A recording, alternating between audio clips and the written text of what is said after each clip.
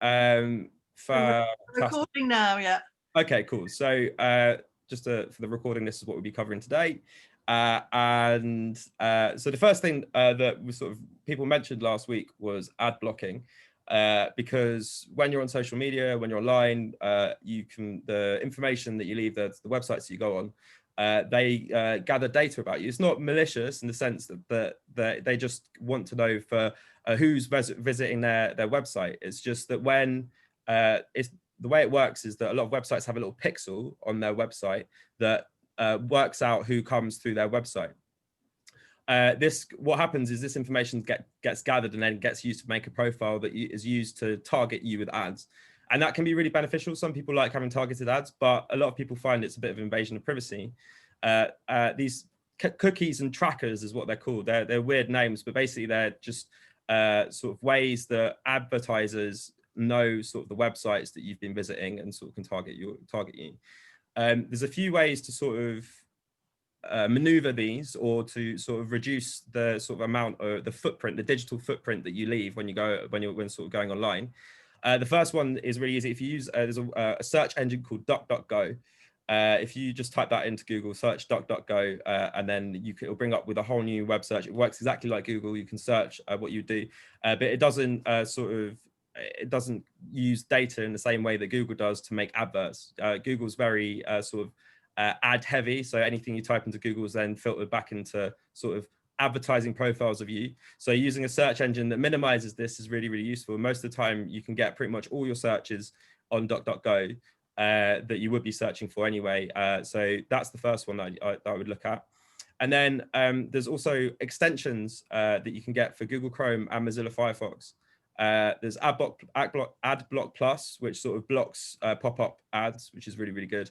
Ghostery is an app that sort of sits in the background, and those advertising trackers that I was talking about, those pixels, Ghostery has a list of all of them and sort of blocks them before they can be used on you. So the website that you're following or going to isn't sort of gathering information about sort of what you're looking at and your interests.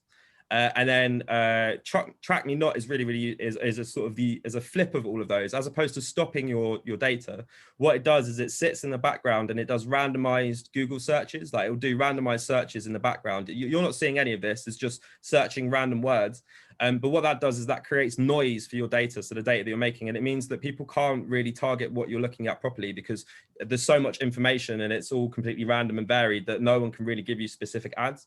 So it's quite a nice way, as opposed to like removing all your cookies, because some websites need you to have cookies. You need to accept these days whether you've got cookies, and that's what they are. They're sort of tracking cookies to see whether you're what websites you're visiting, and sort of the sort of information, the content online that you're looking at. So those are all really good apps. I've given links on the sort of PDF. So all you have to do is go to this, once we share this PDF with you, you can click on each one of these links. If you've got Mozilla Firefox or Google Chrome, click on whichever link you've got, and it'll open up the web page. And then just click Add to Chrome, and these things pretty much just sit there in the background and do a job. It's not that you don't have to do really anything with them. Sometimes some websites, like they don't work properly unless you let the adverts work or the cookies work, and you might need to disable the apps, and that's in the top right hand corner of your screen. If on my screen, am I sharing my screen? Yeah, I think. Am I still sharing my screen?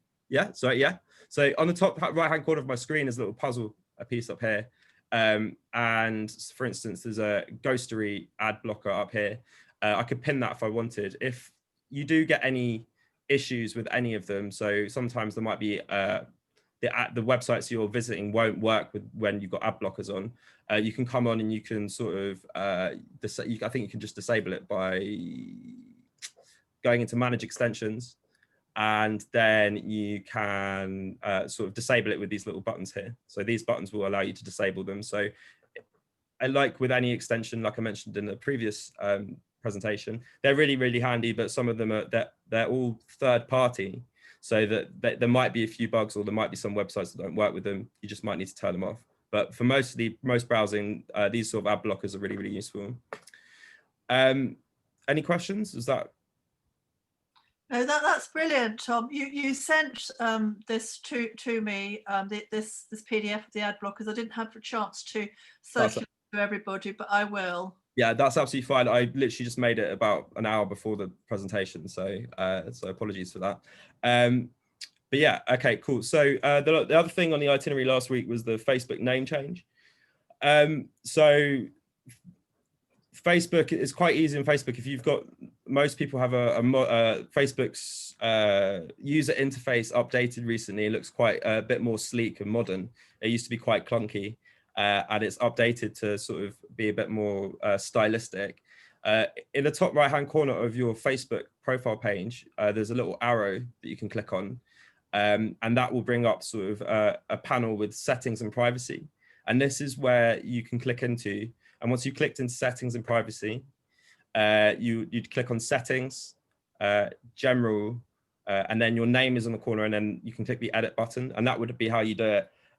Once we get, if Marcia comes, I'll be able to sort of demonstrate that as well. And yeah, the one thing you've got to be aware of is that every time you change your Facebook name, it takes you you have to wait 60 days to change it again. So the reason why we might want to change a Facebook name, if people, just a reminder from last week, is again, for online privacy. If you're, for instance, a primary school teacher and you don't want your primary school children, the students that you teach at primary school to search you on social media, you might want to change your name. So you change your last name so people can't find you. And this would be a way that you could do that. Let's go to the next one. So I'm going to talk about Instagram. And so if we have our WFDA, we do have Sadia with us. Sadia, hello, Sadia. Can you make yourself known? Hi there, Sadia. No worries. Wait, can I just ask if Dee put a note up saying you can use all of these ad blockers at the same time, can't you? Yeah, most of the time. Yeah, I've never really had a problem with any of them sort of working. I've had them literally on my browser for the better part of like the last year, 2 years, just sitting there doing their thing. And I do find that I don't get nearly as many sort of creepy, weird ads that come up because there's less data about it, but they do work quite well because they do different things. Ad blocks targets the ads themselves, so it tries to stop the ads when you're being advertised to them. Ghostery sort of goes into the background and deals with sort of the trackers and the tracking pixels that are on each website. That gets rid of those. And DuckDuckGo is a search engine, so that's a different way of preventing your data from getting out there. And what was the other one? There's another one, I think.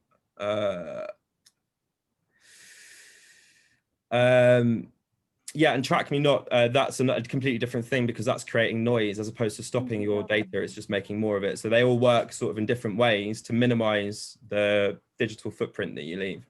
But yeah, they for me, they've all worked really, really well together. So Instagram. Okay, Marcia is saying she's here, and Sadia is here, but is having some technical issues. So Marcia is here if you need her to demonstrate anything. That's for Facebook, right? Yeah, I'm just not. I'm on my phone. That's the only problem. Oh, okay. Yeah, I just didn't log into. Yeah, I didn't log in my laptop. Unfortunately, that's all right. That's fine. Yeah. Okay. Cool. So that would be just for Facebook groups and for sort of showing how to post schedule posts. But I can do other stuff.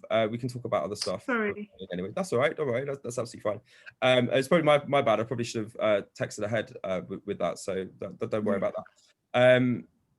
So Instagram is sort of a second, like is a similar to Facebook. It's owned by Facebook, but it's a much more visual format. It's for posting images and short videos. It's really, it's quite simple, the user interface, and it's mostly used on mobile platforms. So you would have the app and you download it onto your mobile phone. I think it's easier to navigate more easy to navigate than LinkedIn, and it's and Facebook, and because it's visual, it can be a lot easier to use for sort of neurodivergent learners. There's loads of different content that people post, but some of the sort of main things, you have the main posts that you put on, which appear on your Instagram profile. They're sort of, they appear underneath your profile picture. And they're sort of permanent. So anything you post there, people can go onto your Instagram feed, and they can, or Instagram page, and they can scroll through it and they can see all of your posts. So your posts are going to, if you've accepted someone to follow you on Instagram, people will be able to see your public posts. You've also got stories, which are quite hard to find, and you have to sort of press on your profile picture to open those up, and they are short. They're short clips or videos or images that last for 24 hours. So what stories are generally good at? They're generally good at showing a more personal side to you.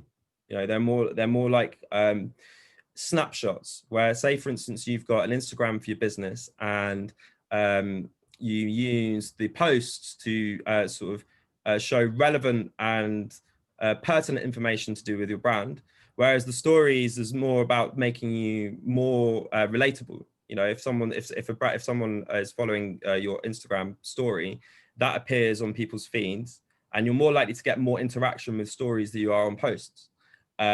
So the way to look at stories is if you're, you know, out with your mates, that's quite good. You can take a sort of quick picture, or if you're going to, say, a conference or a related conference, you can take a story, and you can stitch these stories together to give people a bit of a narrative of your day, as opposed to posts, which you kind of want to be looking, you want them to be as aesthetically pleasing as possible, because that's going to be on your Instagram page. Additionally, with your stories, some stories you might really like them, you can highlight them, and we can use that. I might be able to demonstrate that if we can get sort of Zoom up and running with Sadia. If I could share like my Facebook via my phone, because I don't know if that would work. Yeah, I mean, like, so we can give that a go. Show them what Facebook looks like when you're talking about Facebook. If yeah, so that would be good. So we could try that. Do you have an iPhone? Sadia said she could share the Instagram. She just said that now. Yeah, so we've got it all going on today. We're coming together. We're getting there. I've just made Sadia co-host a new co-host, Marcia, so you should be able to do that. Okay. Should we go with Sadia first? Yeah. Yes, please, because mine's yeah. Okay, so hi. hello, Sadia.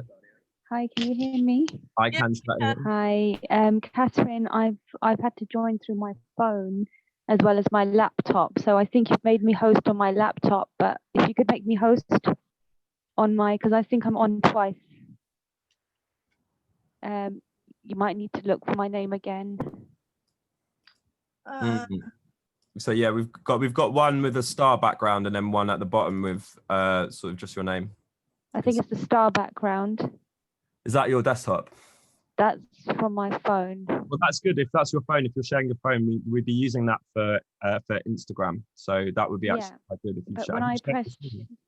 When I press share content, it says only the host can share in this meeting. When I press that on my phone. Okay, so I'll make you co-host now. Thank you. Thank you. Oh, brilliant. Okay, so share screen. I'm going to stop mine. There we go. Okay. Screen recording. Oh, why is it asking me to record? Are you on an iPhone? Yeah. So what you need, have you got on your, I think it's on Zoom on your computer, you can choose on your Zoom computer which screen you want to share. And is it through a Mac or a PC you've got?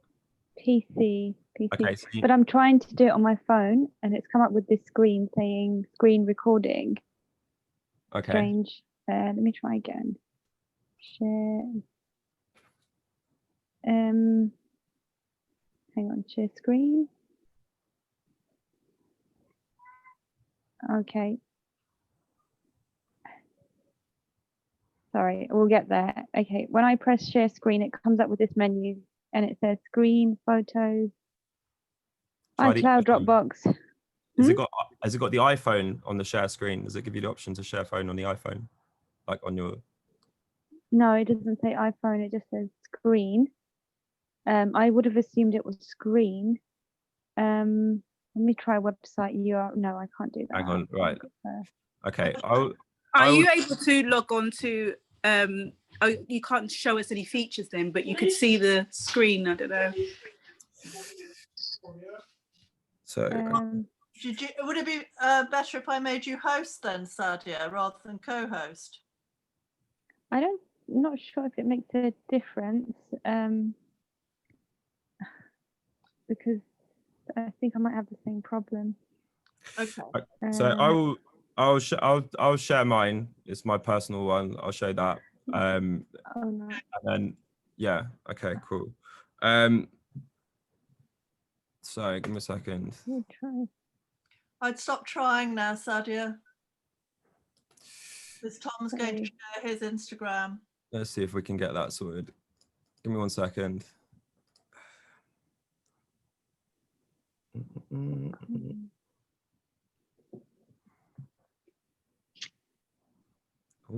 Oh, is that Sadia? Is that your screen? You've got your phone up there. Yeah. You did Okay.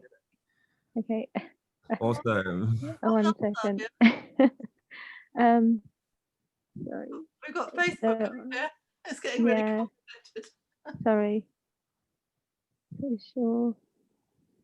Just bear with me.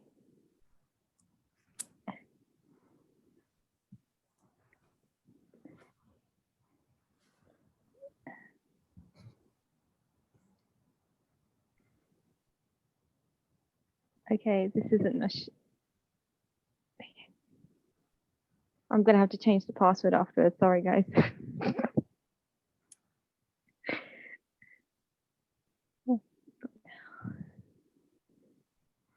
Yay. Okay. Brilliant. Okay. So we're now on our sort of Instagram, sort of the main page that you sort of come in when you're looking at Instagram. And so this is the WFDA social media page.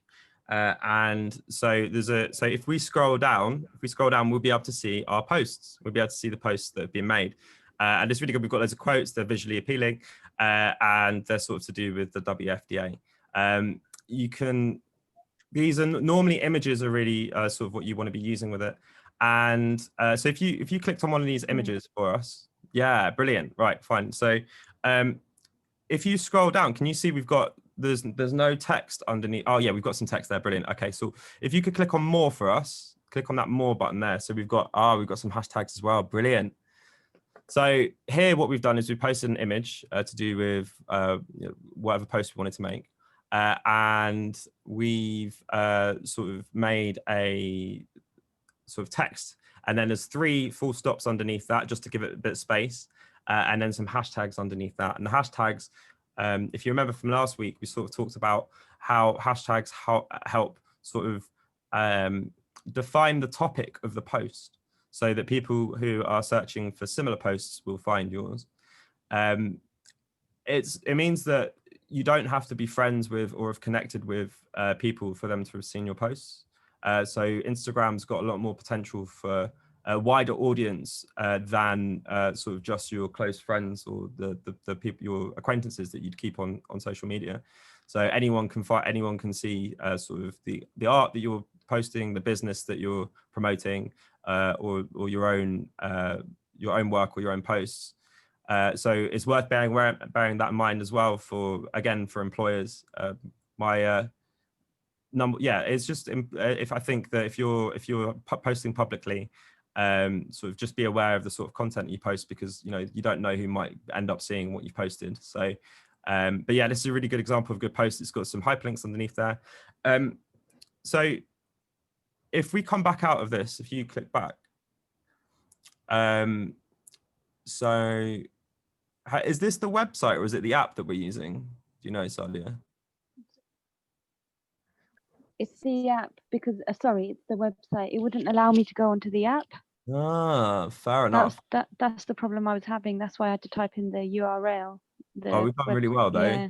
We've done really well. So would you be willing to just click back on that photo there, just so come back out of it? That's all right, no Yeah. worries. And Yeah. could you, so at the bottom of the bottom of your screen, there is a the icon in the bottom left hand corner, which is Yeah. the try The if you home click on that for us. Yeah. So that's the home icon, right? Yeah, 1 second. Sorry. Just a bit. Yeah. It's just because I'm using the thing and Zoom icons keep popping up. Okay. Yeah. Brilliant. Yeah, Okay. that's home.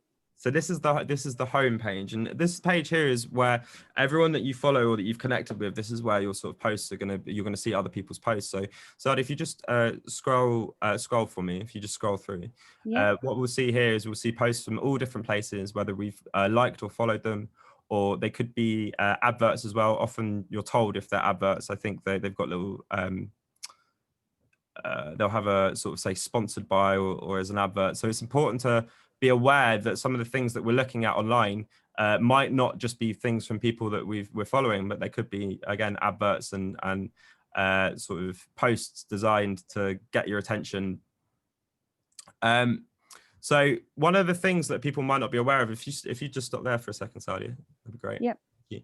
So one of the things, can you see underneath the image, we've got a like button, a comment button, and then we've got this sort of weird little paper airplane.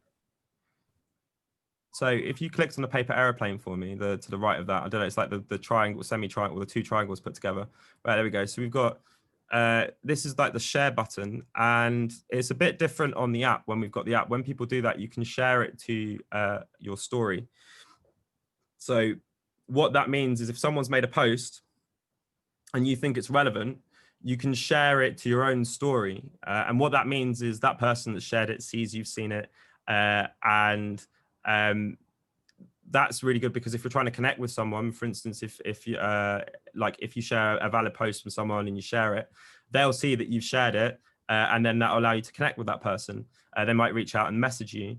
If you come out of that share button, if you pull that down from the top so that we can go back to the Instagram, in the top right hand corner of Instagram, we've got another one of those paper airplane sort of icon, which is the direct message icon in the top right hand corner of the screen. Can you see that next to Instagram?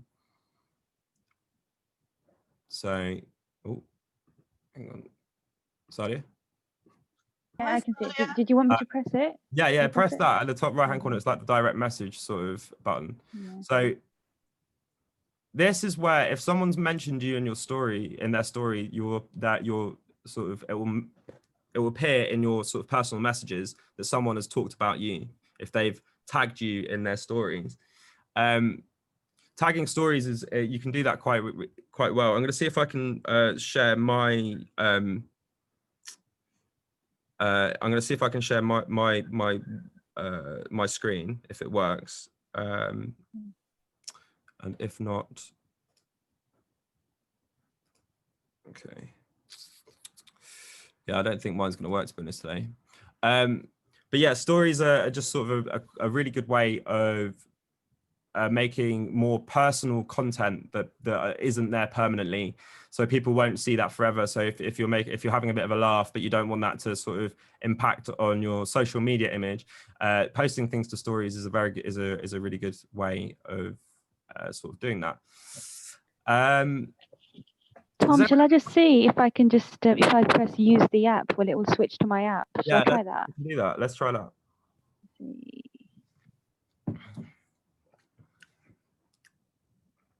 Nah, it hasn't worked. It doesn't want to know. Okay, fair enough. Nah, It might be that it it's just fine. doesn't allow us to screen share on Instagram, which is really annoying.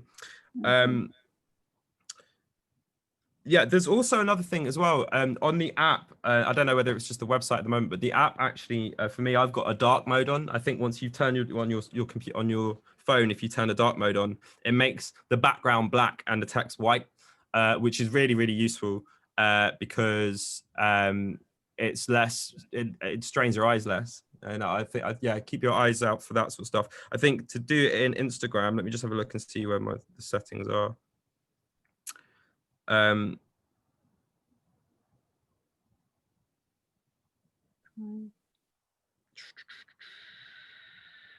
Yeah, so it's normally, I think it's linked with your phone's dark mode. So if you turn dark mode on your phone, it would be within the settings within your actual phone. If you turn dark mode Okay. on, that sort of inverts the colors and makes it easier to look at.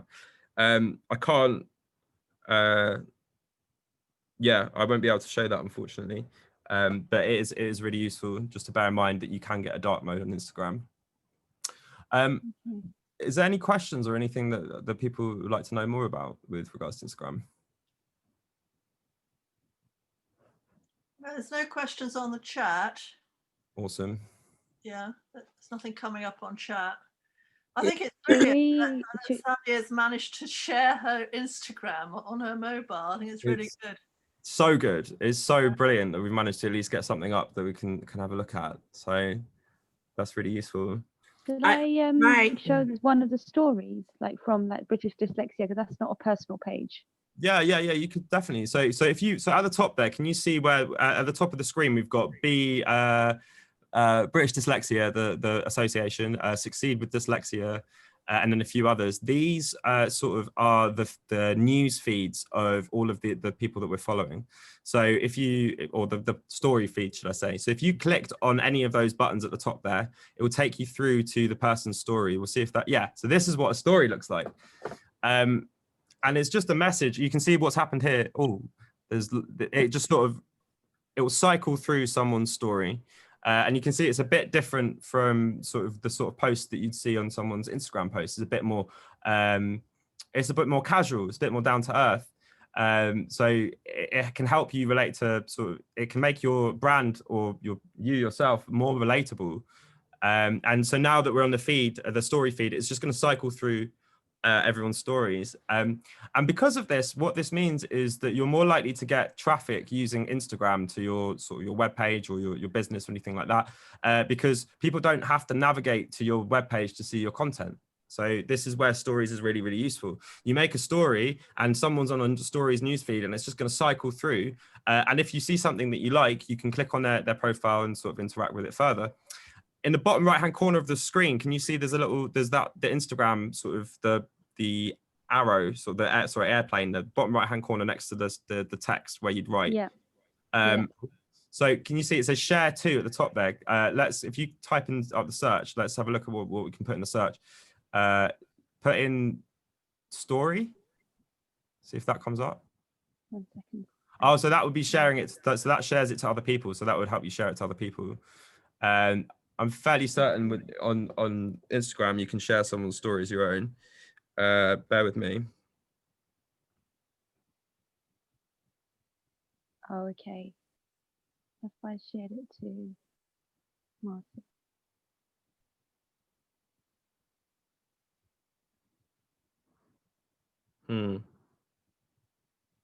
Send. Marcia, I've sent that to you.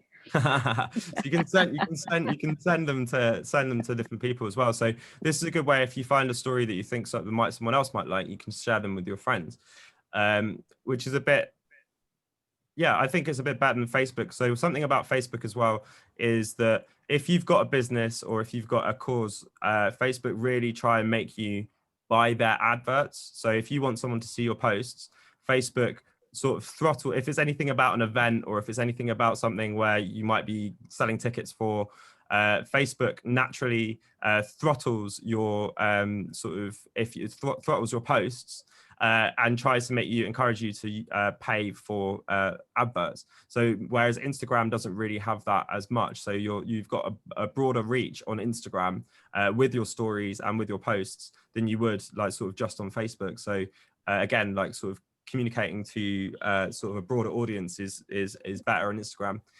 Additionally as well, like the demographic that uses Instagram is quite a bit younger as well. So it's I think a lot of people, well, I grew up with Facebook and then sort of my younger siblings sort of thought, because it got really uncool quite quickly, and because their mums and they're older generations on Facebook, a lot of people ended up on sort of Instagram as a way of communicating. So it's, yeah, I think a younger demographic is definitely on Instagram, whereas Facebook is more sort of for hang on, I just saw something in the chat. But yeah, it's I found out, well, I heard a few years ago about it, and sort of I found it really, really difficult because you get used to having the format that you're used to, and you can get that sort of, I don't know, it's a bit of trepidation that you might feel with starting a whole completely new format. So this is the activities. Something that's good about with the on Instagram as well, if you scroll up to the top, Instagram only really gives you space for one web link. Okay, so and that should be posted in, you know, if you've got a link to your website, or if you've got a link to something that you want people to follow, then you've got to post it in that link there underneath where it says the www.theguardian.com, where it says that's your space to put a link in on your page to take it to an external website. Say, for instance, if you were selling a product, or if it was a Facebook page or an external website, you'd want your link there. If you go to edit profile, if you clicked on edit profile, that would be how you could put the website in. You can see website there's down at the bottom. So that's where that goes. Again, make sure that you filled out your bio so people know who you are and how to contact you. But yeah, that's sort of like an overview of Instagram. You've got likes as well, and that the little in the middle of the screen, if you see, we've got a what is it? Hang on, let me just get my Instagram open.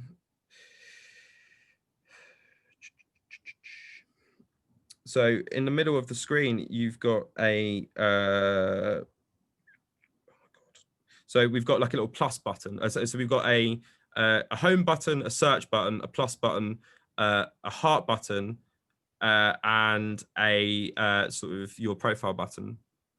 The home button is where you see everyone's feeds, you see everyone's posts on there. So other people's posts appear on sort of the home button. And then at the top, you'll see people's stories.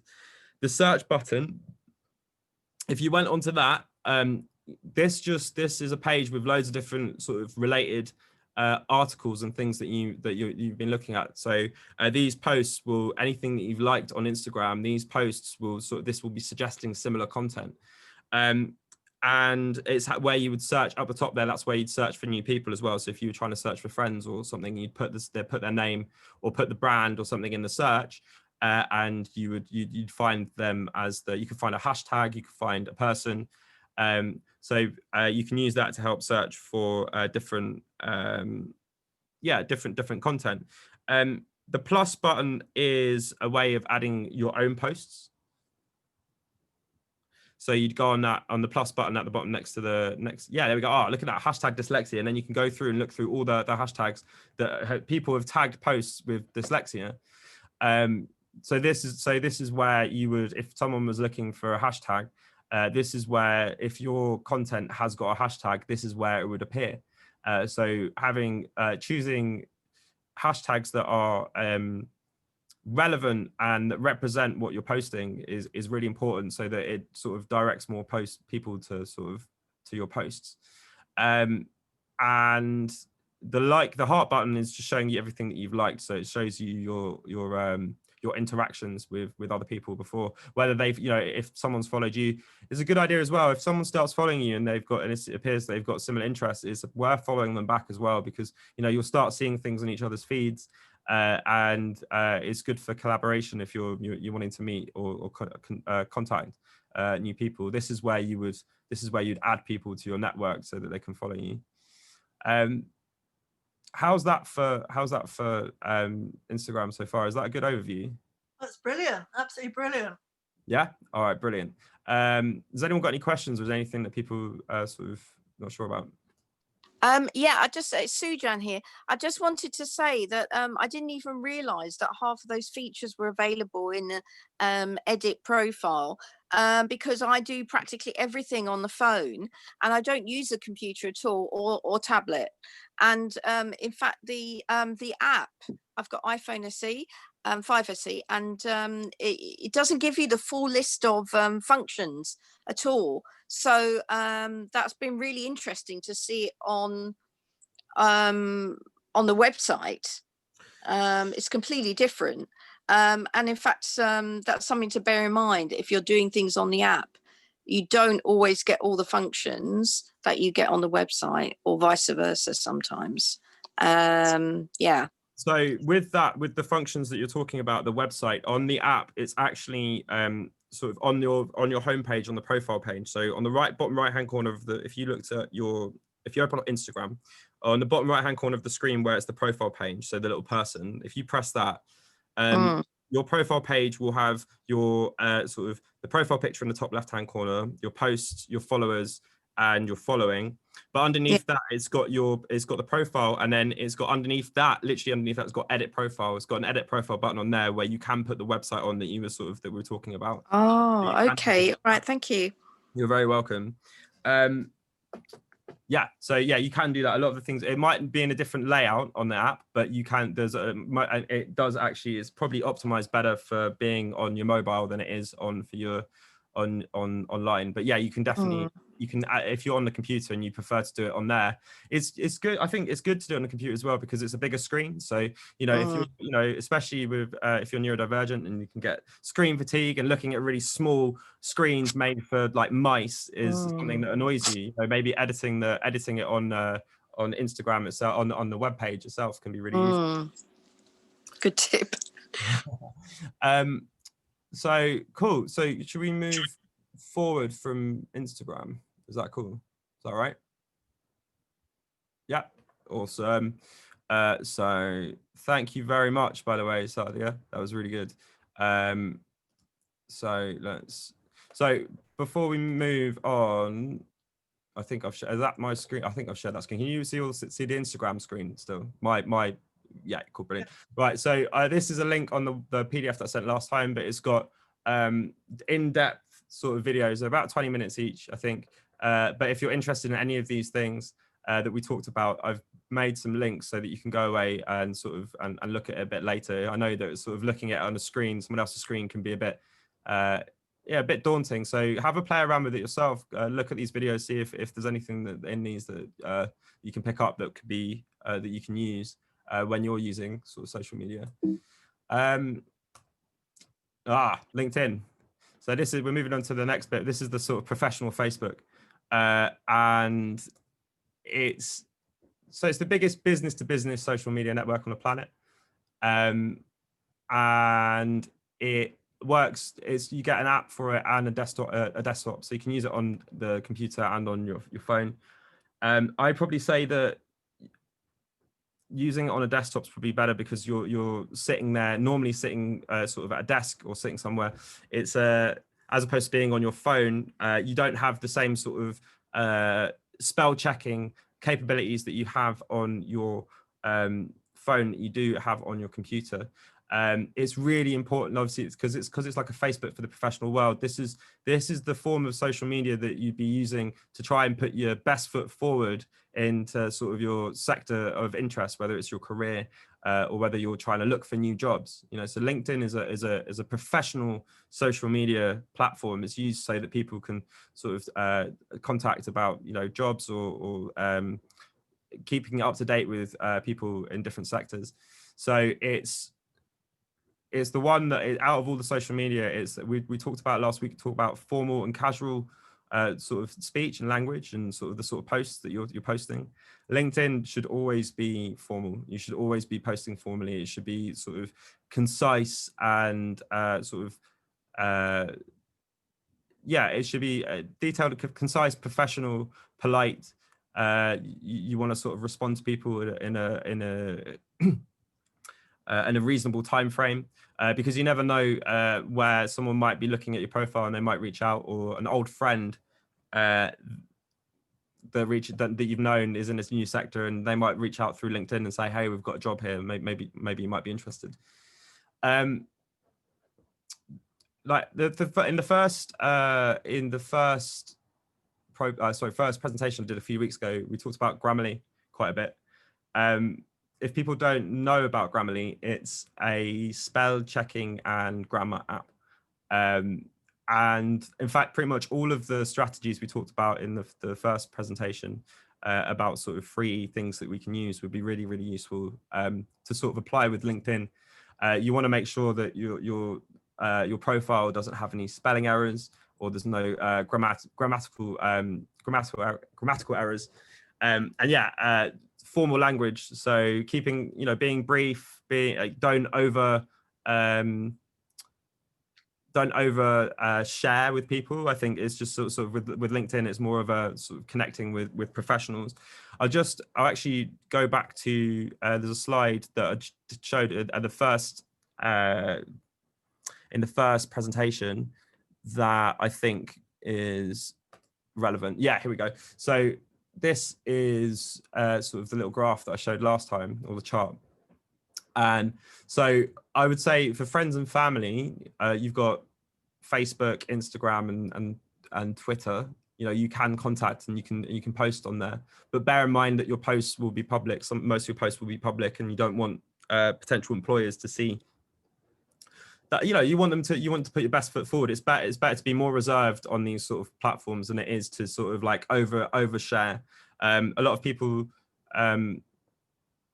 yeah, depending on the sort of posts, you know, like kind of like sort of big, you know, posting on your Facebook page, long, maybe long posts that are sort of intimate in nature, so like sort of about your personal life, you know, that's great, but it might be that post comes back to haunt you later, or someone reads it and gets the wrong idea about it.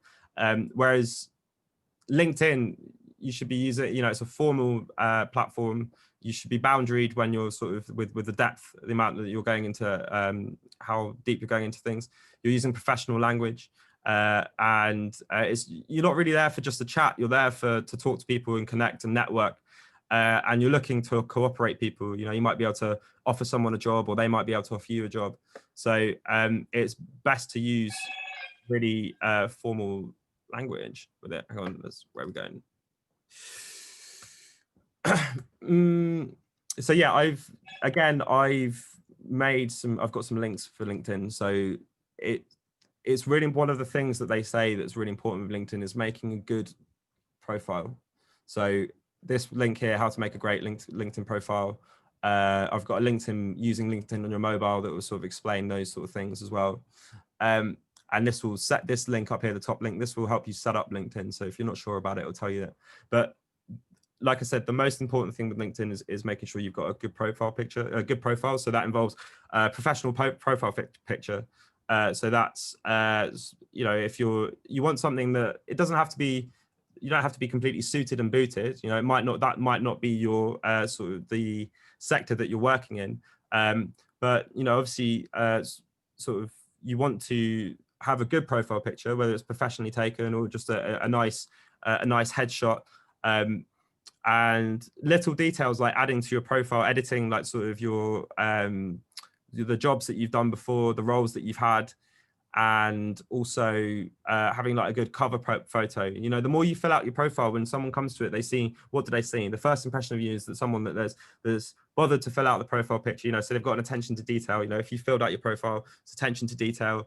If you spell checked everything correctly, and it's not, you know, you don't want a potential employer reading through a LinkedIn profile and seeing that your first couple of sentences you've misspelt them, because unfortunately first impressions do make a difference. So all those little things kind of add up.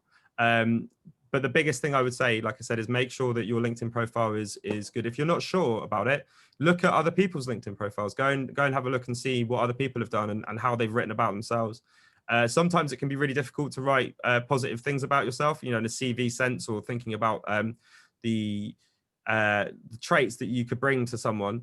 I find that sometimes asking your friends, or asking other people, and you know, that if you've worked with them, just ask them if they're happy to let you know if there's any traits you think that you could write down if you're unsure as what to write. I was just going to say something. You can ask your friends and family and employers or previous managers to do a recommendation or endorsement, so that they can say something about you as well. So you've got that option. That's really good. So it's like an online reference, isn't it, that everyone can see? Yes, so, yeah. So, yeah, that's yeah. right, yeah. And you can. And so I've got that. A few. Question. And Parby's asking a question. And do you want to ask a question?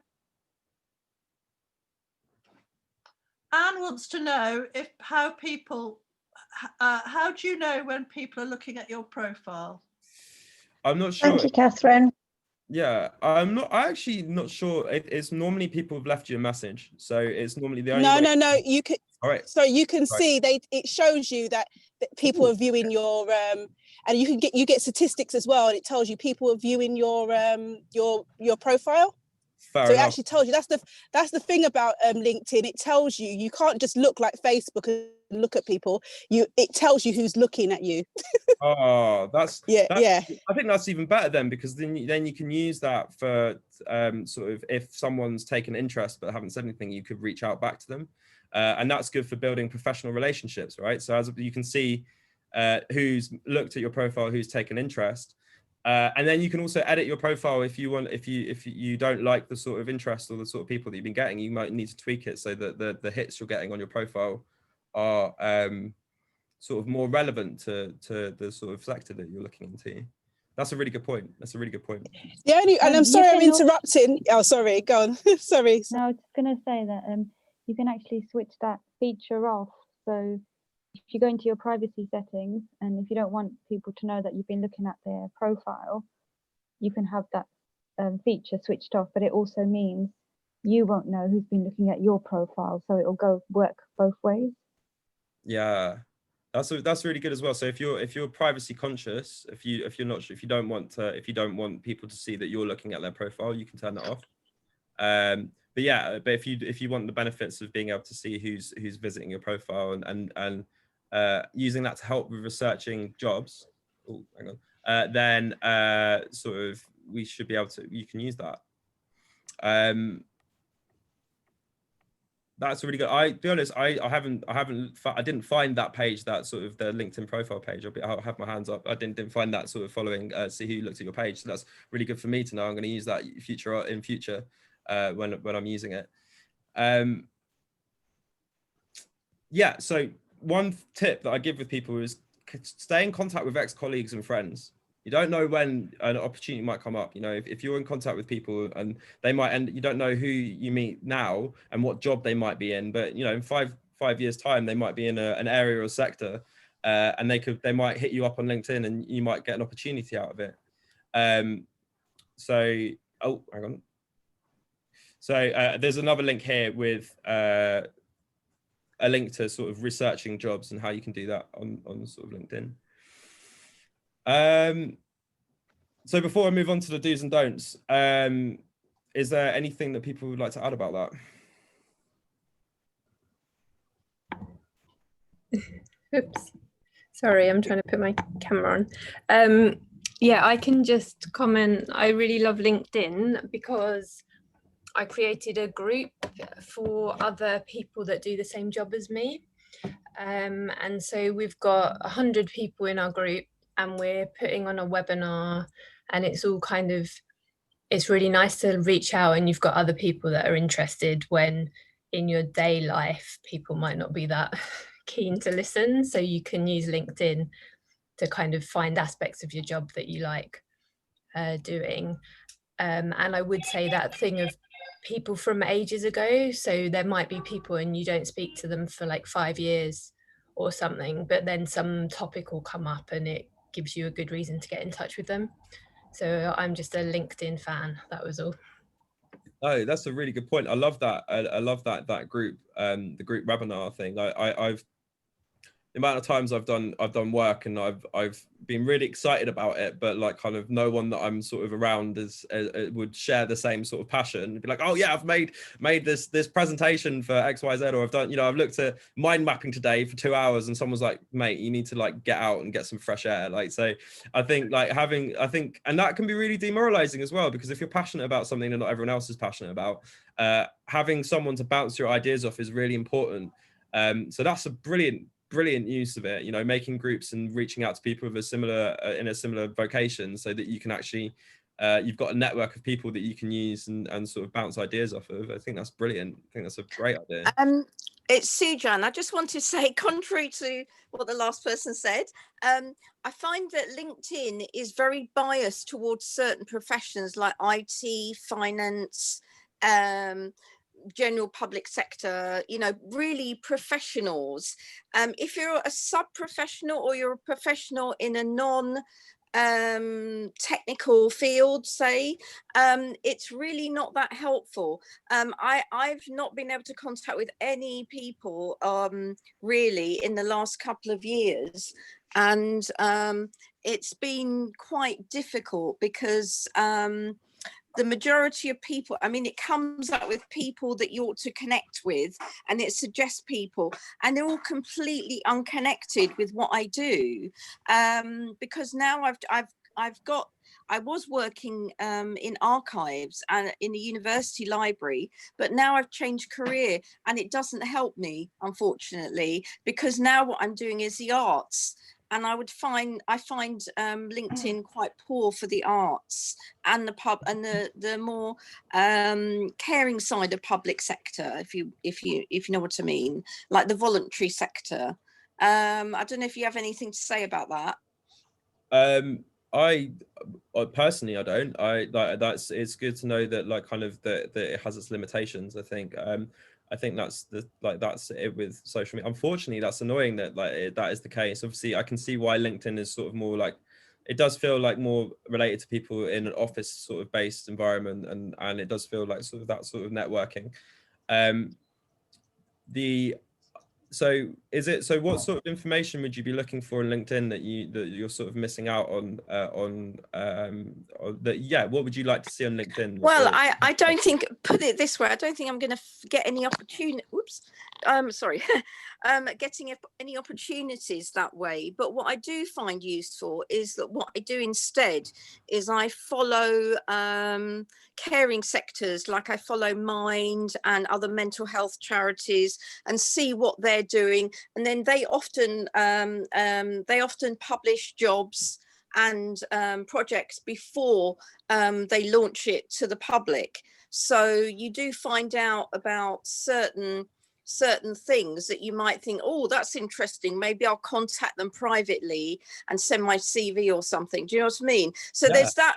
I found that works for me, but actually contacting individuals, it doesn't work for me. It doesn't work at all. And although I have actually connected with a lot of people that I know either in the arts sector or in the care sector or NHS or anybody basically, but really I don't get any because of this tier system that they have, where sometimes you've got to connect with somebody. You can connect with the first level of contact person, but sometimes if you happen to want to contact somebody who knows somebody who knows somebody, it's more difficult to get all their details and pull up their profile. And I find that quite frustrating, because those are the kind of people I probably would want to contact, but because they're sort of, twice removed from me, it's more difficult. But I mean, as I said, there are ways around it. You can follow employers and various people. So I follow lots of arts network organizations. I follow voluntary sector organizations. So you do hear about projects and opportunities that are in, that are forthcoming, and, you can then, it's up to you to take the initiative and then contact them. But I do think that LinkedIn has a strong bias towards certain professions. So it's great if you are in those professions, it really is. But, mindful of limitations and yeah, it's limited. And to be honest, the people who have contacted me about my old job and my old careers, and I don't want that. That's no good to me. I want people to contact me to help me with my new career, because that's the reason I'm on LinkedIn, because it's notoriously difficult to find work in the voluntary sector and arts. So yeah, I completely get that. So to take away from that then is that to be mindful that kind of whilst LinkedIn is really good for a professional platform, it's not ideal for other sectors. However, what you've done, the workaround for that, which is really, really useful, is that these sectors aren't that strong, but I'm actually following certain places. I'm following places where there could be opportunities. So you're keeping your ear to the ground for it, and you're using it the best you can, but it's not ideal. Yeah, and that seems to work for me. And I also follow lots of organisations.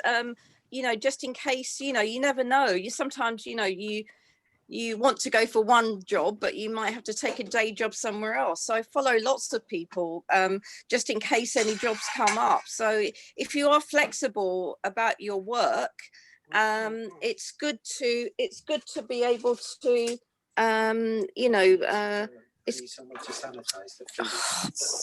Sorry, good. Becky's Sorry got- about that. Sorry right, I about thought- that. Yeah, I it's think good to be able Becky's to next do that. afterwards. There's somebody Yeah, in the background, so could they mute their phones while? Yeah, I'll Yeah. mute. Sorry, somebody came in. Oh, okay. Sorry, Susan. I think Catherine, Becky's got her hand up. Yeah, I work in the arts and in heritage specifically, and LinkedIn is something that's only really catching on within heritage and the creative arts. Does somebody want to mute their microphone? Bless you, thank you. Yeah, all right, I tell you what it is. So LinkedIn isn't used very much within the arts itself. What they tend to do is use Twitter. So with anything like jobs or anything like that, there are particular Twitter accounts that would be worth following in terms of work, but also in terms of connecting with people. And then once you're connected with them on Twitter, put it into LinkedIn as a kind of, sounds really ominous, but a bit of a net almost of your contacts. So I'll drop those in if that's any help to you. I was going to say also, I said in the chat that, you know, there are quite a lot of meetups and forums online for various different sectors and interests. So it's not just about, you know, LinkedIn or Twitter or Instagram. There's a whole range of forums out there for people to connect with. I think Simon wants to say something. I think, okay, sorry, I thought Dee was first, but. No, Dee, you go first. Who said who's me. next? It was Dee next, sorry. Oh, thank you. Sorry. Can you hear me okay? Because I'm not using the headset this time. We can hear you. Good. Okay. Yeah, I mean, I hear what Sujan's talking about, because I kind of was looking for arts jobs or kind of charity jobs and things like that. But I mean, to be honest, I don't really like LinkedIn because I find it very busy. The whole kind of layout of it and everything. And also I don't like having to kind of, you know, advertise what I've done to the world and everything in terms of the jobs that I've had. So, but I've been told that, I mean, I don't know what people think about this, because I've been told that you kind of need to have a presence in something like LinkedIn. Otherwise employers start to think, oh, you know, why doesn't she have a profile? What's the matter or something? But I kind of think, I don't know whether that's just something that's kind of more for the corporate world, like LinkedIn seems to be, you know, set up for a little bit more, or whether that's something that, you know, kind of is something for the arts, something that charities and everything like that think as well. Sorry, I think this is probably getting off the point a bit, because it's not about the computer side, you know, linking up with all these social media apps and things, but it's just, I just, you know, wondered what people might think, you know, what people's thoughts were on those kind of things. Yeah, that's really important. I think it's really good. Again, it's really good to reiterate that there is sort of, depending on how you use it, it's sector specific, and it can be, it does seem like it's more geared towards the corporate world. And if your sector isn't necessarily that it might not be ideal for you. I also think that what Catherine said about sort of the forums and searching online for different forums is also really, really useful. I think it's just like taking the approach that suits you. So some of these things might not work. You might not want to use any of these, or you might not want them to be, they might not be something that's useful. You know, it's annoying that there are sectors that are, oh, well, they don't have any LinkedIn profile, well, what they got to hide sort of thing. So obviously that's got to be something to be aware of. I think using, like Becky said, using Twitter to research and then sort of using that as a way to to message or get in contact with people is a really good way. You know, you can use different tools and different parts of different social media to sort of connect with people. LinkedIn is your professional side. You could use Twitter and Facebook groups and forums to sort of keep up to date with any sort of sector specific news, because there's a lot more information there, whereas LinkedIn started corporate, and I think it's now slowly being sort of more and more people are using it and adapting to it. So we might see in a couple of years that like sort of its usability increases and it's more beneficial for people across different sectors. I think Simon was next, and I think there's the dots, isn't it? There's another more creative one, but it's different. It's more visual, isn't it? But I think Simon was next. Okay, Simon is on the chat as being next. Thank you. And actually, just obviously, Marcia, your comment about the dots, obviously created by Pip Jameson, who's also in the bigger book on the big amazing book of dyslexics. Anyway, sorry, that wasn't my question. That was just following on from your mention, Marcia. I just wanted to ask Becky, just about, you were mentioning about LinkedIn. Good evening, Becky. And what you were saying about using Twitter. And I mean, I don't use Twitter a lot, but I sort of use it for information a lot, and I follow a lot of people on Twitter, and I don't use LinkedIn. I've got a very basic profile which I haven't done for years. But you were saying about, is there any way I can kind of use the people that I follow in Twitter into LinkedIn? In terms of connecting them, what I tend to do is literally after I've had that conversation with them, or I've been to a webinar, I'll look them up on LinkedIn, and then I follow them and say, great to have attended your webinar, great to have a conversation with Twitter today.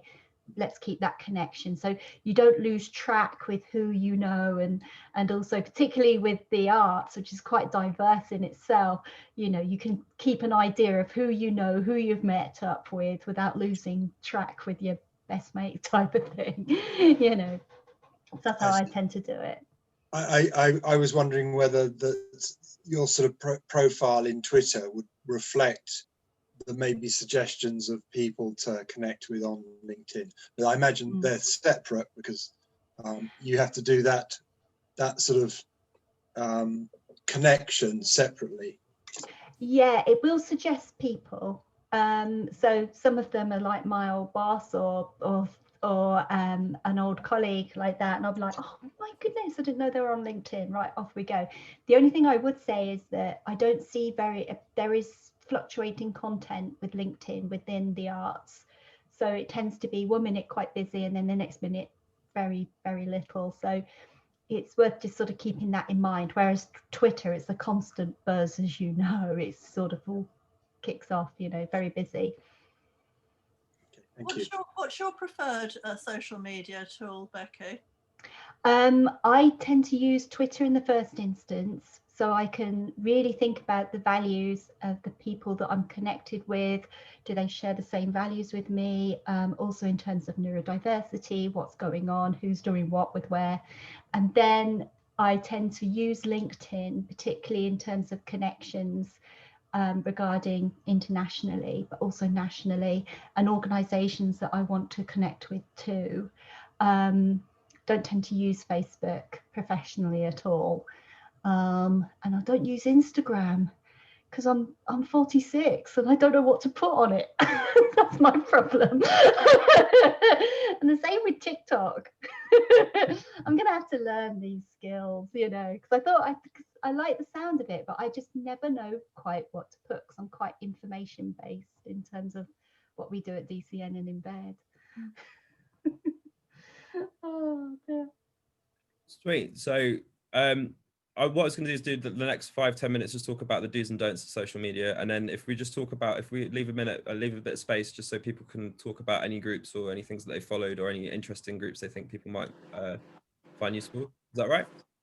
Yeah, because yeah, I just wanted to say quickly about people saying about not using certain social media.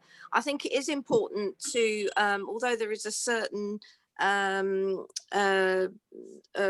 society demographic on each social media, I think it's good to just have a skeleton a skeleton profile and just include either your website or whichever social media you are using, so people just go to that straight away. That's what I notice a lot of organizations do, even individuals. So I just thought I'd throw that in. That's really good. Yeah, having a placeholder or just at least a sort of more information on a different website is good. So just if people are looking for you, they can find you. If you're wanting them to find you, they can find you. Sort of the places where you are posting more regularly. That's a really good piece of advice. Sweet. So do's and don'ts of social media, sort of a bit of a summary of what we talked about, and if there's any sort of things that I've missed that should be in there as well. So yeah, I've been sort of hammering this now quite a bit, but like kind of it's the fact that posts are normally public and anyone you're connected with can see them. It's just, yeah, you don't know what you're going to post and how it's going to come up later. So it's always better to be, well, regardless of what format you're posting on, whether it's Instagram, Facebook, Twitter, or LinkedIn, it's better to be more reserved with your language and sort of be more formal on LinkedIn, definitely, and connecting with people in a more casual way. If you use private message or direct messages, you know, if you message them privately, that's where you can be a bit more casual. You know, it's better to be so you can connect with people and talk with them sort of in a more laid back fashion than you would sort of like just posting publicly. I think that's sort of the better way if you want people to see. So stories and private messages are how you let your personality come through, whereas posts that are more public and sort of that last forever, and anyone that can do a search for you, you want them to be sort of putting your best foot forward. Right, so this bit is kind of to do with echo chambers and sort of people following news sources. And I mean, all we have to do is look over the pond into America at the moment and see like how echo chambers can be damaging for whole sort of societies. We've got Donald Trump sitting in the White House there. Hopefully, fingers crossed, he gets kicked out in a couple of days. But like he's been really he's people get affected by echo chambers, which is basically where you're connected to a certain group of people and you're sharing the same content to each other. And you assume that everyone's worldview is a reflection of all the posts that you're seeing on your feed. So your feed ends up being, because it's things that you like and things that you respond well to, your feed starts becoming a feedback loop of the things that you like. But the things that you are like, it's like constantly eating chocolate. You know, if you eat chocolate all the time, you're going to get ill. And it's the same thing with like eating, just if you consume just the same thing from your same feed over and over again, firstly, it's not very nourishing, and secondly, your sort of your the news that you get, or the stories that you're reading won't be balanced, and it's very easy to end up with biased views and sort of end up sort of not getting the whole picture. Your Facebook, the feeds that you get, because they use algorithms based on your previous likes and all that sort of stuff, it's going to end up feeding you the same stuff over and over again. And that's what an echo chamber is where people are just saying the same thing in their own social circles, but you're not really getting an overall idea of where everyone's sitting. So it's really important to sort of try and avoid echo chambers. Remember, your posts on your feeds come from friends, family, pages related to your interests, or they can be adverts. So some, you know, and that's like, so if you've liked a certain thing, then an algorithm might start sending you sort of certain links to certain videos or you know, those sort of things. YouTube's really bad for it. For instance, if you're on YouTube and you search for a video and then sort of it'll come up with, look at these, and the suggested sort of in the right hand side of it, the suggested YouTube videos. They're not less, they're sort of, they will show you more of what you like, but it's better to, when you're following sources, especially from Twitter, you know, it's better to have a wide range of news coming on your feed so that you're not ending up biased. And to help you with that, all right, so yeah, so this is so avoiding echo chambers. So how we do that.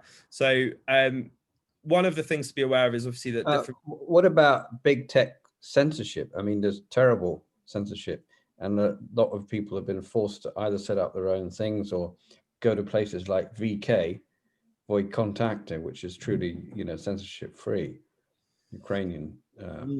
So I think that, yeah, obviously, like it's a big issue. And I'd recommend Void Contacting for everything. Void Contact, is that like? Yeah. Well, it's mainly Russian language, but it also has increasing numbers of English exiles on there because they've been censored by YouTube, for example, trying to tell the truth about vaccines or whatever it might be. The likes of Del Bigtree and so on, who are serious people. I'm not talking about, you know, lunatic fringe.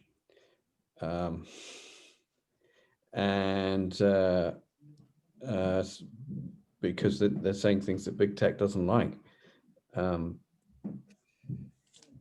I think that is, you're right. There is a problem with, you know, whenever there's platforms for free speech, there's always going to be issues with censorship and sort of, you know. Well, I mean, I'm not so sure about that actually, because there are, with this kind of, you know, USA left things, and that's a kind of negation of the American experience. But I think one of the reasons why you've got it somewhere like Ukraine is because there is a country that really, you know, is between two different worlds, and which is extremely censorship free. I think one thing with the echo chambers, I was thinking after when you were talking over the echo chambers, I went to a talk last year at one of the universities, and they was talking about what had happened during the Brexit debate, and the fact that Facebook and other social media platforms had been flooded with fake pages, and then from the fake pages, because it looks like a person and somebody likes it, and then somebody else likes it, and it reinforces. It was brilliant, to be honest. I mean, it was terrible, but brilliant how they did it, and it was just brainwashing people, because if somebody you know likes something, and then it almost makes you think that it's okay, because if you respect somebody and it's one of your friends and they're like, oh, that's okay, oh, and it must be right, and that's how that fake news and like this echo chambers seem to be working. I mean, the way it was carried out from this university professor, what explained it all, it was completely immoral, but because social media isn't policed in the same way as in normal advertising, you can get away with it. I mean, it was completely wrong, but from a marketing point of view and how social media were used to get the message over, because they employed an American company, and they spent more money on the social media campaign than anything else to get this small proportion of society which hadn't decided one way or the other. And they said it was all to do with this they didn't call it echo chamber, but how you've described it definitely seemed like an echo chamber. So I just thought well, I have to say about Brexit, now that I'm in Portugal, people are, you know, shocked when they find out that, you know, some foreigners can vote in England, but a lot of the Brits abroad couldn't vote. So like, my mother's Canadian, never taken out British citizenship. Why the hell should she be able to vote in a referendum? You know, she's never exercised the option to become a citizen. Can we get back onto social media? And I know that it's a really, really interesting topic, actually, Adrian. And in fact, actually, we probably ought to have a whole session on communications and fake communications and how to detect it, because that's a session in itself, to be honest. But I think we probably do need to get back on track with the social media. And I recognise that fake news is very much a part of social media, but we need to get back on track to talk about the actual tools of social media. So, and I've got a vested interest because I've got to get a train at 9:30, and so we probably need to wrap up at 9:45, if that's okay with everybody. That's absolutely fine. I'll just finish off talking about these sort of links then. So, like, it's obviously a very divisive issue, the sort of information that we sort of receive online, and sort of being able to appraise it and work out what it is, like I said, is a topic in all itself. But to get you all started, I've sort of got a few websites here that are really useful. Media Bias Fact Check, All Sides, and Research Guides. They give you they'll sort of rate news organizations and sort of information you're getting from. And so if you wanted to get a more balanced sort of view, see what the other side is saying, whatever, however you want to see it, you can go on these websites, and they'll sort of take you through and talk you through the websites that you're looking at, or the news sources that you're following. So for instance, on Twitter, if you're following different news sources, it might be worth to follow one or two from a different sort of giving a different side of the story, so that you can get a more balanced idea about how different people are communicating and thinking about certain topics. I think a lot of the time we spend a lot of the time talking about our differences and what we've got in sort of the how we're different from other people. And I think that if you can read the news that the sort of news that sort of person might be reading, you might be able to tailor your responses to them, like in things that you agree on, and things that in ways of building sort of a less divisive way of communicating with people, because we're very polarized. I think today, I think that's the problem. I think everyone's very polarized. So any tools that you can use to sort of maybe just peek behind the curtain and see what other people are seeing, or why they're what they're reading, and all that sort of stuff. You can use these tools, these links here, to take you through these websites, and they'll sort of give you a bit more of an idea of like sort of maybe if there's any bias in what you're reading. Yeah. Oh, notifications. I think we talked about this last time, but like kind of they're you know, they can be the bane of your life if you don't keep on top of them. I would say pick 1 or 2 social media platforms that you want to keep on top of. Have the notifications on. Most of the time it's normally in settings. So if you go into settings and like 3 little white lines, you can go in settings and you can find notifications. You know, depending on how you set it up, you know, you can have a sea of notifications, and then it's very difficult to reply to anything, and sort of important messages can get buried. You can miss an email, you can miss, you know, because Instagram, someone you're followed on Instagram posted their 10th post today, you might have missed an email or a message or something like that. So it, like, despite its use, you know, obviously we've talked about a lot of the benefits and some of the caveats of social media, but it does have its drawbacks, and it's designed to draw you in. That's it. It's designed to draw you in. So be measured with the amount of notifications you've got, and also maybe sort of, because of its addictive properties, maybe set aside certain times in a day which are going to be your social media time, and then sort of leave it at that. You know, maybe turn off the notifications completely. Don't have them constantly bothering you, because it will just be, you know, it'll be one thing, then another thing, then the next thing, and you'll be the next thing you realize, you've spent an hour and a half looking at kitten videos when actually you're meant to be doing something important. So yeah, so just be aware of putting notifications and sort of how intrusive they can be. This is just an article here just talking about how many posts you should post. It's different from each format, but obviously, again, like a bit like the notifications, if you're posting constantly online, people are going to get desensitized to what you're saying. They're going to block it out. You're going to be like, oh, it's another post from so-and-so. They just can't, you know, they're just yakking away on Facebook or on social media. Sometimes it's better to, less is more. Sometimes it's better if you're a brand, you know, 5 to 10 posts a week. If you're a person, you know, you don't have to post anything. There's no obligation for you to post any amount online. And I think that actually the less you post, sometimes, you know, like, post meaningful content, you know, don't post, just don't give, like, you don't have to tell everyone what you ate for dinner every day of the week. You know, if you go out for once every couple of months, you go out and have a really nice meal, that's worth it because it's meaningful. But, you know, people will become desensitized to sort of what you say if you're saying it constantly over and over again. Okay, you've got a question here in the chat. How do you schedule posts in advance? That is a good question.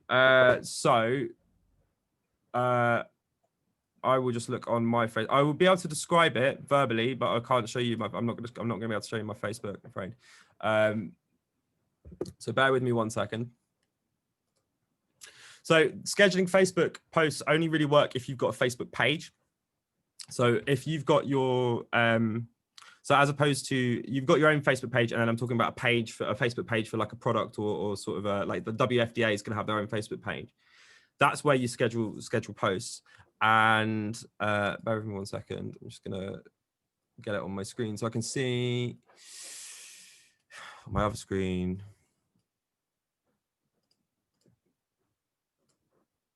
There we go. Right, fine. So with social media on Facebook, if you want to post a page, if you want to post a link to be scheduled later on Facebook, there's the home panel that you'd click on, and that will take you to that's sort of in the top middle, and on the left hand side underneath the search bar in Facebook, there's a list of, it's got the pages that you follow and the pages that you run as well. So it'll be under pages on your if you've made a Facebook page, that will be where you can find it.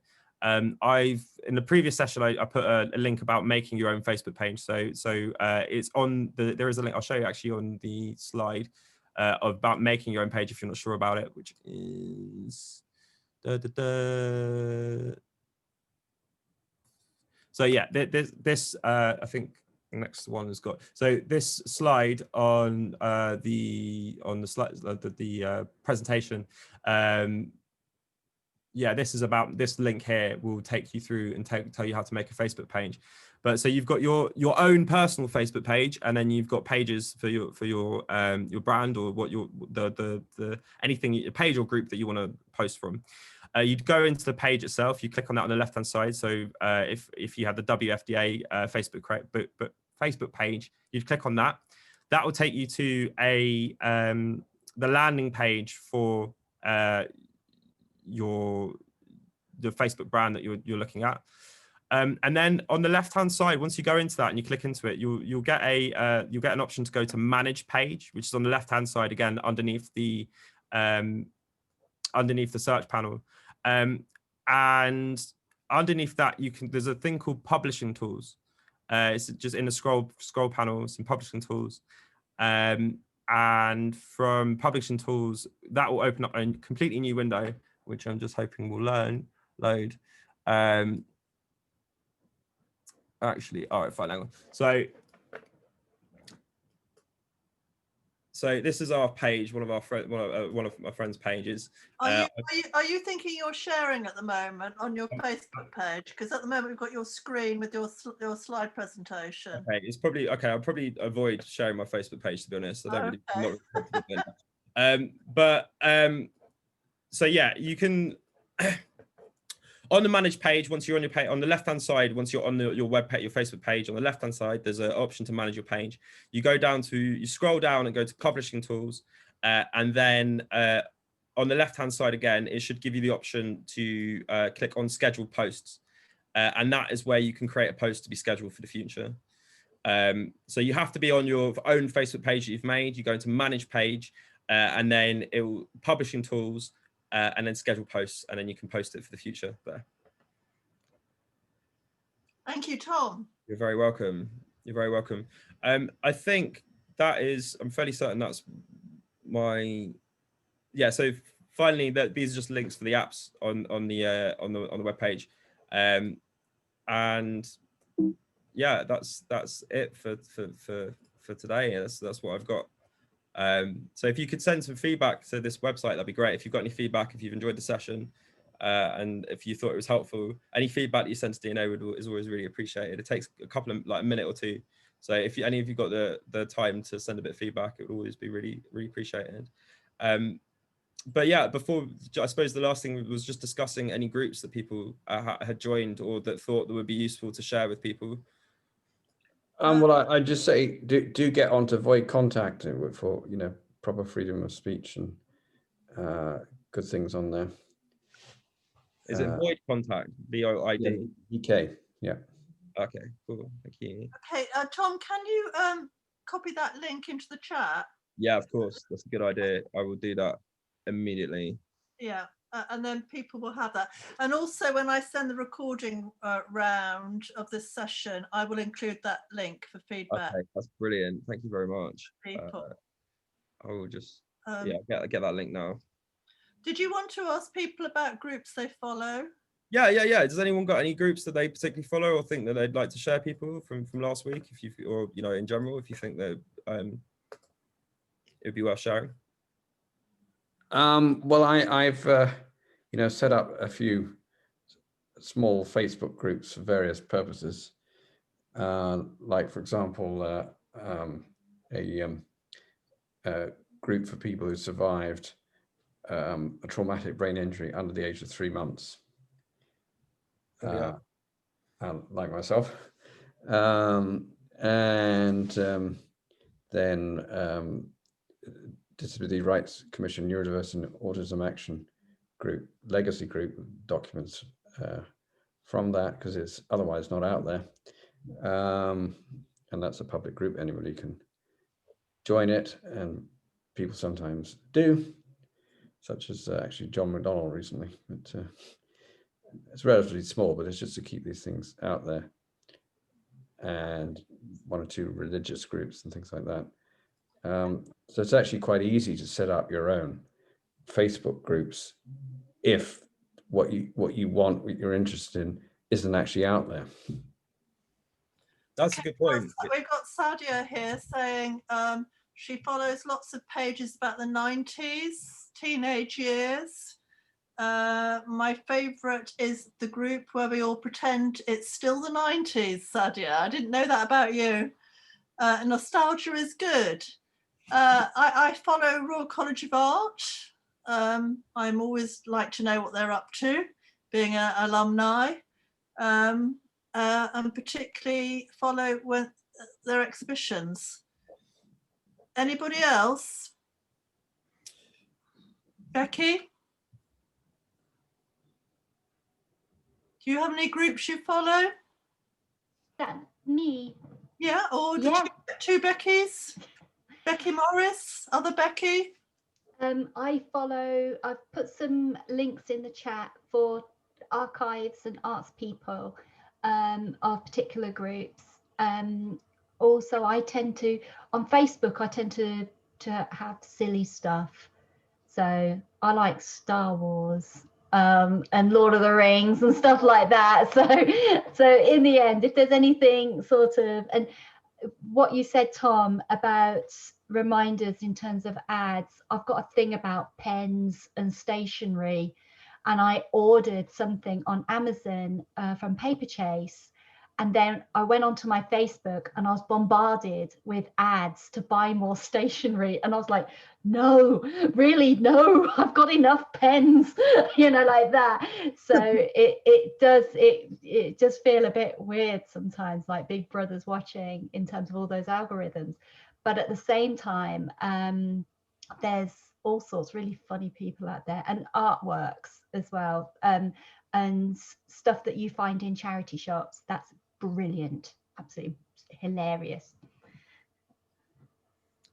Excellent. Yeah. Also follow a page about local area. Yeah, so yeah, if you're following pages about your local area, I've got one called Keep Brighton Weird. So I'm in Brighton, so it's just a picture of everyone in, I think I said this last week, but it's a Facebook group for people from Brighton to see, oh, did you see that crazy seagull that, you know, attacked a bus earlier? Then like, yeah, let's look at that. It's just a funny like sort of local area Facebook group. I also use, I didn't mention this at all, but there's a social media thing that I use called Reddit, which is it's basically known as the front page of the internet. They call that the front page of the internet. It's very similar. It's kind of like lots of different forums. They're called boards on Reddit. But they've got there's a group on Reddit called LPT, which is Life Pro Tips. And that's like if people have found a way of dealing with a certain situation, or if they'll just pass it on. You know, like there's one earlier I read that if your housemate cooks you a meal, say clean up after them immediately. Like clean up, don't sit there and let them clean up as well, because it's nice, and you know they might cook for you again. It's like little tips like that, and they're called like Life Pro Tips. We've got Bake Off as well. Bake Off is brilliant. Bake Off is apps. I think the Instagram for Bake Off is really good as well. I think they're sort of Instagram, MasterChef and Bake Off generally have really good Instagrams because it's like really visual and it's really it's good to connect with people like that. Saying here, Tom, that they can't give feedback on that link you provided. Oh, great. Okay, tell you what, I will find a better link tomorrow, and if I can send it to you, would you be able to forward it to people? Is that all right? I think it might be that this link has just stopped working, so I will contact the office and get a better link for it, and if I could send that to you tomorrow, that'd be great. Okay, have we lost Marcia, by the way? She seems to have gone. Okay. Yeah, she seemed to disappear a while ago, actually. Oh, right, okay. All right then. Right, Tom, have you got any other comments you want to make, or anybody else want to have any comments before we finish? I'm all commented out, so. I think Becky's got her hand up. Becky Morris. Becky. I tell you what it is. There's one actually called 5 Minute Crafts that's available on Facebook. Keep an eye on them. The reason why that is because there is some of the crafts are not safe, So what I've done, you probably just heard a blaring of the YouTube there. What I have done is I've just put the link in to the lady who debunks the crafts. So she will tell you why you shouldn't do some of them, because some of them are not safe at all. It's like they'll blow up your microwave and things like that. So just watch them on Facebook. It's not great. Okay, I think we might wrap it up now, if that's okay with everybody. I just want to thank Tom hugely. You've been fabulous. Very welcome. And I'm sure everybody else feels you have as well. Yeah, thank you, Tom. That's great. You're very welcome. Yeah, thank you, Tom. Absolute pleasure. We've learned a great deal, huge amounts actually. And the chat has shown that too. I'm going to actually save this chat quite independently from the recording just in case. And I'm just about to finish the recording.